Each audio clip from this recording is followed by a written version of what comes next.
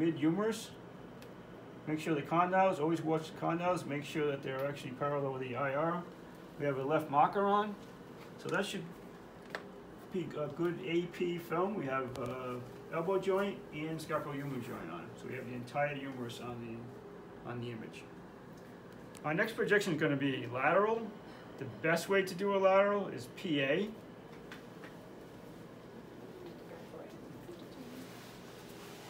So we're turning the shield around because that's the direction of the CR. So we're going to bend the patient's arm at 90 degrees. We're going to put this arm right in front of the patient. Even in an injured patient, we can actually let them hold their arm. So if they're a lot more comfortable holding their arm, especially if they have a fracture. We're going to center mid-humerus again.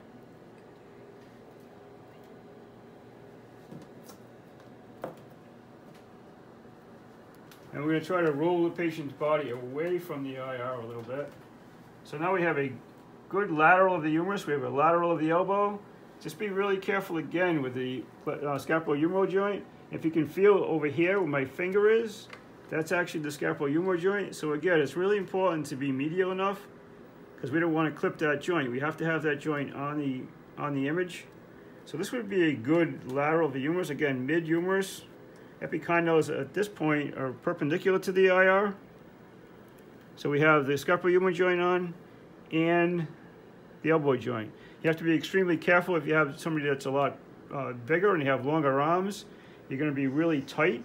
So just take your time and position correctly and you should fit. Almost everybody should fit on a 14 by 17.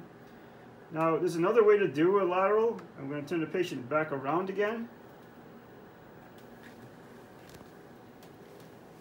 I'm going to move the shield to the front, and if we put the patient's hand on their hip, if they can't do it PA, the condyles are still perpendicular to the IR.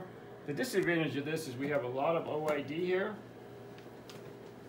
but we're still centering mid-humerus, so we have a lateral here, and we have the scapulohumeral joint on. Again, big disadvantage of PA is the first thing we're going to try. We can't do that, then we can go with this view.